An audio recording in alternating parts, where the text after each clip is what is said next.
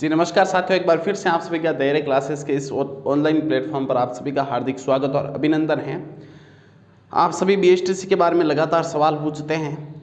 देखिए बीएसटीसी के overall syllabus के बारे में कि कितने नंबर का पेपर होता है, कितने प्रश्न आते हैं, कौन से पार्ट का कितना वेटेज है, इससे संबंधित हमने 8 मिनट का वीडियो डाल रखा है। एक बार पहले, इससे भी पहले आप उस वीडियो को देख लें। उस वीडियो के बाद हमारी पूरी कोशिश है कि हम पार्ट वाइज सिलेबस का एनालाइज करें और पार्ट वाइज आपको बुक बता दें। तो देखिए कोचिंग, कई साथी पूछेंगे कोचिंग करना जरूरी है या नहीं है। देखिए सिर्फ कोचिंग से ही सिलेक्शन नहीं होता है, सेल्फ स्टडी का उसमें महत्वपूर्ण योगदान होता है। आपको अगर कोई टॉपिक कठिन लगता है तो वो किसी टीचर से कर लीजिए।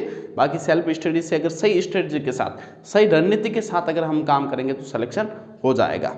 एक अच्छी प्लानिंग, एक अच्छी रणनीति सफलता के आधे रास्ते को तय कर देती है। अगर आपकी अच्छी रणनीति है, अच्छी प्लानिंग है, तो आप सेल्फ करके भी आराम से सिलेक्शन ले सकते हो। अब कोई साथी ऐसे वो गाइड लेके आ जाते हैं, ना सिलेबस को समझते, कुछ नहीं समझते, सीधे वहाँ उसमें प्रश्नों को पढ़ने लग जाते हैं, याद करने लग जाते हैं, तो उस तरह से सिलेक्शन नहीं होता है। सिलेबस को समझना बहुत आवश्यक होता है। आज हम जिस सिलेबस के बारे में बात करेंगे वो है रीजनिंग के सिलेबस के बारे में हम चर्चा करेंगे। पहला पार्ट है रीजनिंग का। किसका पार्ट है? रीजनिंग का। तो रीजनिंग के सिलेबस के बारे में डिटेल से हम चर्चा करेंगे, उसके टॉपिक्स के बारे में और कौन सी बुक्स हमें पढ़नी चाहिए। तो हम reasoning BSTC part wise syllabus analyse में सबसे पहले हम रीजनिंग यानी कि तार्किक क्षमता, हिंदी में क्या कह सकते हैं? तार्किक क्षमता। कहने को सिर्फ यही एक ऐसा पार्ट है जिसमें आप 50 में से 50 प्रश्न कर सकते हो, क्योंकि तार्किक क्षमता आपके तर्क के आधार पर आपको उत्तर देने हैं। इसमें जो पहला टॉपिक लगता है वो है सादृश्यता। हर टॉपिक के बारे में हम बिल्कुल डिटेल में एनालाइज करेंगे। पहला टॉपिक कौन सा है? सादृश्यता। पूरा आप वीडियो अवश्य देखें। सादृश्यता के बाद जो दूसरा टॉपिक है वर्गीकरण या बेमेल को अलग करना। दूसरा क्या टॉपिक है? बेमेल को अलग करना। बेमेल को अलग करना, ठीक है। फिर देखते हैं तीसरा टॉपिक क्या है। तीसरा टॉपिक है रक्त संबंधित परीक्षण, यानी कि ब्लड रिलेशन वाला है। रक्त संबंध परीक्षण है ना, परीक्षण वाला टॉपिक है। शॉर्टकट लिख रहा हूं मैं ठीक है, आप समझ लेना। चौथा टॉपिक है, आप इस सिलेबस को उतार दे कॉपी में, है ना। फिर अगला टॉपिक है व्यवस्था क्रम परीक्षण। कौन सा टॉपिक है? व्यवस्था क्रम परीक्षण, ठीक है। उसके बाद है श्रृंखला परीक्षण। कौन सा है बताओ? श्रृंखला परीक्षण। इसे आप लिख लें, है ना। सिर्फ देखने से ही चीज़ें उतनी होती हैं, अगर आप हाथ से लिखोगे तो आपको क्लियर हो। और सिलेबस लिखना है आपको 2 से 3 बार लिखना है और सिलेबस आपको याद है तो समझ लेना आपकी तैयारी बहुत अच्छी चल रही है। फिर देखिए श्रृंखला परीक्षण के बाद अंग्रेजी वर्णमाला में अक्षरों के क्रम से संबंधित परीक्षण, मतलब जो अंग्रेजी वर्णमाला का मतलब आपको एबीसीडी याद होनी चाहिए और आप इसके 6 से 7 प्रश्न आराम से सोल्व कर लोगे अगर एबीसीडी आपको याद है, ठीक है ना। इसके कई बार जो बिना किसी सिलेबस को देखे तैयारी करते हैं, रीजनिंग में जब अंग्रेजी वर्णमाला से प्रश्न आते हैं तो ये सोचता है कि ये तो मीनिंग है और मीनिंग है, हमें इंग्लिश तो याद होती नहीं, और वो वहाँ 6 से 7 प्रश्न 20 से 21 नंबर गलत कर लेते हैं। लेकिन इसमें है क्या? सिर्फ आपको एबीसीडी याद होनी चाहिए और आपके 20 से 21 सबसे ज़्यादा प्रश्न इसी से बनते हैं। 20 से 21 नंबर आपके कंप्लीट हो जाते हैं। फिर आता है शब्दों को शब्दकोश में व्यवस्थित करना। ये भी उसी तरह ही है। कई साथी देख के इस प्रश्न को देख के सोचते हैं ये तो इंग्लिश का है। शब्दों को शब्दकोश में व्यवस्थित करना, लेकिन इसमें भी आपको एबीसीडी याद होनी चाहिए। शब्दों को शब्दकोश में व्यवस्थित करना, ठीक है, व्यवस्थित करना आप पूरा लिख लेना। फिर 8वां टॉपिक है वेन आरेख वाला। ये बहुत सिंपल टॉपिक है, इसको भी थोड़ा सा समझना है और आपके 20 से 21 नंबर बहुत क्वेश्चंस बनते हैं इन दोनों टॉपिक से। वेन आरेख यहाँ तक आप लिख लो, आगे और मैं लिखवाता हूँ 8। एक बार मैं समझा देता हूँ। देखिए सादृश्यता में होता क्या है? 2 चीजें सेम। सादृश्यता मतलब 2 चीजें सेम है। जैसे मैं आपको कहूँ पक्षी उड़ता है, ये प्रश्न दे रखा है, उड़ना है ना, वैसे दे रखा होगा आगे मछली, और यहाँ आपको बताना है इसका उत्तर। जैसे दोनों चीजें सादृश्य हैं, सेम है। पक्षी उड़ता है, वैसे ही मछली दौड़ती है, भागती है नहीं, क्या करती है? तैरती है। तो इसका उत्तर क्या उत्तर होगा? तैरना। इस प्रकार से सादृश्य 2 चीजें सेम दे रखी है, 2 चीजों में जिस प्रकार संबंध है वैसे ही उसका जो पूछा उसका बताना है। बेमेल को अलग करना, कोई 3 चीजें सेम दे रखी होगी। जैसे मैं आपको कहूँ कौवा, जैसे मैं आपको कहूँ चिड़िया, जैसे मैं आपको कहूँ कबूतर, जैसे मैं आपको कहूँ कुत्ता।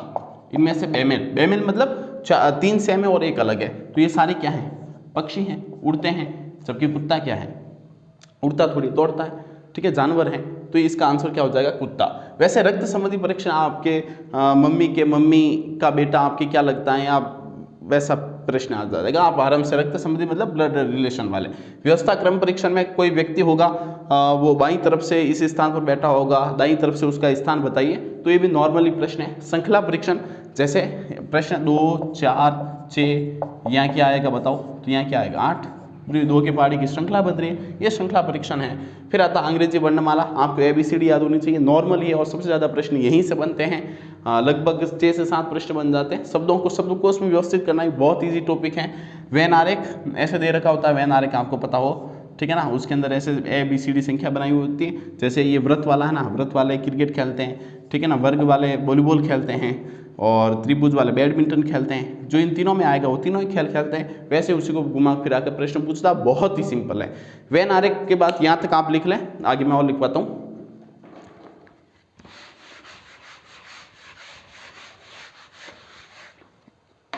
सिलेबस को लिखें अवश्य, ठीक है ना। कई साथी ये सोचेंगे इसको लिख के क्या करेंगे, खजाना तो यही है। ये चीज़ अगर याद है तो सिलेक्शन की दिशा में आप बहुत तेजी से बढ़ रहे हो, समझ लो। वैन आरेख के बाद तार्किक क्षमता, ये भी उसी तरह के प्रश्न होते हैं। तार्किक क्षमता आपके तर्क से रिलेटेड होते हैं। फिर आता है गण गनाभ और पासा, ठीक है, कौन सा है, गण गनाभ और पासा। ऐसे नहीं गण गनाभ का क्षेत्रफल है, वैसा नहीं, वैसे सरफेस दे रखी होती है, दूसरी सरफेस आपको बतानी होती है, बहुत सिंपल है। फिर आता है घड़ी से संबंधित परीक्षण, बहुत सिंपल है। घड़ी से संबंधित परीक्षण लिख सकते हो आप। फिर लिख लेना कैलेंडर, ये भी बहुत सिंपल है। फिर आप लिख लेना मैट्रिक्स में अज्ञात संख्या ज्ञात करना, मैट्रिक्स वाले प्रश्न पूरा लिख लेना आप, मैट्रिक्स में अज्ञात संख्या ज्ञात करना। फिर अगला डाल के आप लिखना आकृतियों की गणना, आप लिखते रहना है ना, आकृतियों की गणना पूरा मैं बोल रहा हूँ, आप लिख लेना। फिर है दिशा ज्ञान परीक्षण, बहुत सिंपल टॉपिक है, दिशाओं का ज्ञान है तो बस आप आराम से इजीली इस टॉपिक को कर पाओगे। सारे टॉपिक बहुत इजी हैं, सिर्फ हमें समझने की ज़रूरत है। फिर है चिन्ह आधारित संक्रिया, चिन्ह आधारित संक्रिया, जोड़ बाकी गुणा भाग इसमें आपको आना चाहिए, और बोर्ड मास वाला फॉर्मूला भी आपको पता होना चाहिए, और ये टॉपिक आपका हो जाएगा। 16 के बाद 17 है आयु संबंधित परीक्षण, आयु वाले प्रश्न। फिर 18 नंबर पे है असुमेलित आकृति का चयन और आकृतिक श्रेणियाँ, असुमेलित आकृति, ठीक है ना, एक आकृति का चयन है ना, एक आकृति मतलब 3 सेम होगी, एक अलग होगी, उसको बताना है। आकृतिक श्रेणियाँ, ठीक है, नॉर्मली टॉपिक हैं सारे, एक बार आप देख लेना मोटे तौर पर। तार्किक क्षमता में तार्किक वाले कुछ प्रश्न पूछेगा, गणगनाभ और पासे में ऐसे नहीं, गणगनाभ का क्षेत्रफल वगैरह पूछेगा, नॉर्मली सरफेस वाला पूछता है। घड़ी से संबंधित बहुत नॉर्मली प्रश्न है। एक घड़ी 10:45 हो रहा है तो उसका दर्पण प्रतिबिंब क्या होगा, तो कुछ नहीं करना है, 11:60 में से घटाना है, उत्तर मिल जाएगा। ऐसे ट्रिक्स हैं। कैलेंडर भी बहुत नॉर्मली है, मैट्रिक्स में अज्ञात संख्या भी ज्ञात करना बहुत नॉर्मली है। आकृतियों की गणना भी बहुत नॉर्मल टॉपिक है। दिशा ज्ञान परीक्षण बहुत नॉर्मल है, दिशाओं का ध्यान होना चाहिए, उत्तर दक्षिण पूर्व पश्चिम। वो अगर दायां पूछे कि दायां मुड़ाओ तो दायां मुड़ाना है, और बायां पूछे तो बायां मुड़ाना। दायां कौन सा, दमदार, मतलब जिस हाथ